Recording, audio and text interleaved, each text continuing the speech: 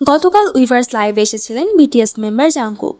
কিছুক্ষণ পরেই তার সঙ্গে লাইভে যোগ দেন কিম তেয়ং। আজকের ভিডিওতে থাকছে সেই লাইভের বাংলা অনুবাদ। লাইভের শুরুতেই জাংকুক আর্মিদের উদ্দেশ্যে বলেন তিনি একটি জিনিস দেখাচ্ছেন যেটা সবসময় তার সঙ্গে থাকে, কাপড় রাখার স্ট্যান্ড। তিনি জানান গোসল করতে ইচ্ছে হলেও আলসেমি করছিলেন, তাই সোফায় বসে টিভি ও গান চালিয়ে আর্মিদের কথা ভাবতে ভাবতেই হঠাৎ লাইভ চালু করেছেন।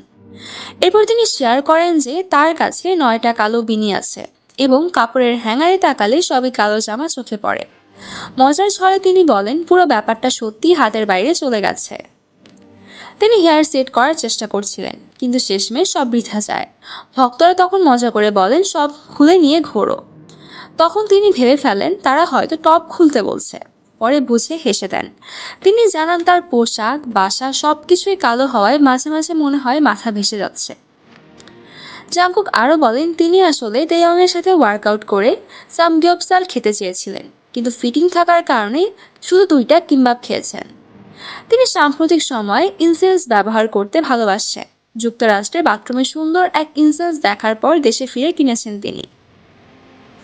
লাইভ চলাকালীন তিনি বলেন যুক্তরাষ্ট্রের সদস্যদের সঙ্গে এত ব্যস্ত থাকতো আর দেশে ফিরে একা থাকায় তার ফাঁকা ফাঁকা লাগছে। যদি তিনি একা থাকতে ভালোবাসেন তবে একসাথে থাকলে হাসি থামানো যেত না। সেনাবাহিনী থেকে ছুটি পাওয়ার পর বেশি দিন এখানে থাকতে না পারায় সবকিছু এখনও নতুন লাগছে। ভক্তদের প্রশ্নের উত্তরে তিনি জানান রেকর্ডিং এখনও শেষ হয়নি, অনেক বাকি আছে। ইনসেস বিষয়ে তখন বলা হয় এসি চালু থাকলে নাকি জ্বালানো যায় না। তিনি মজার ছলে বলেন এমন সময় তো চ্যাটজিপিটিকে জিজ্ঞাসা করা উচিত। এরপর তিনি জানান তার পোশাক উপর বাম ধীরে ধীরে ভালো হচ্ছে, যদিও ডিস্ক সরে যাওয়ার ঝুঁকি এখনও আছে। জন্মদিন প্রসঙ্গে তিনি বলেন খুব বেশি উত্তেজিত না হলেও আর্মিদের শুভেচ্ছা পেলে কৃতজ্ঞ থাকবেন এবং বাবা মাকে ধন্যবাদ জানাতে চান। এ সময় তেয়ং লাইভে যোগ দিয়ে মজা করে বলেন জাংকুক নাকি কার্ডিও করেনি। উত্তরে জাংকুকও বলেন বরং তেয়ংই কার্ডিও করেনি।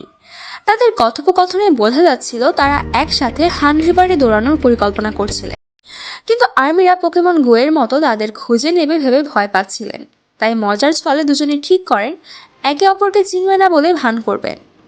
তারা নিয়মও বানালেন, দৌড়ের সময় কথা বলা যাবে না, আর্মি পরিচয় দেওয়া যাবে না, ওভারটেক করা যাবে না, এটাই পারো বলা যাবে না, ছোট দৌড়ে হাসা যাবে না, আর লালা পরে ছবি তোলাও যাবে না।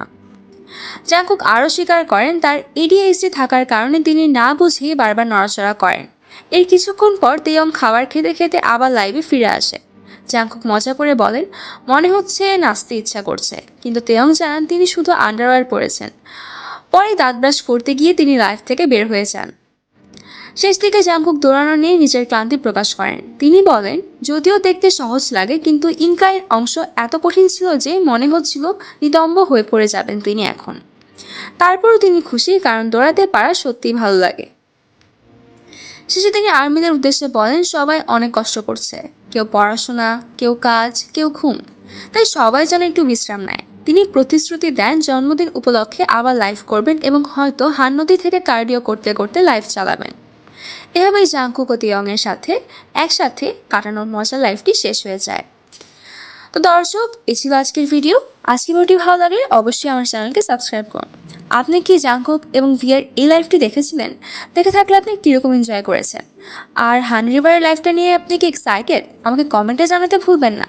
আর নেক্সট আপডেট পর্যন্ত এই চ্যানেলের সাথেই থাকুন। ধন্যবাদ। আল্লাহ হাফিজ।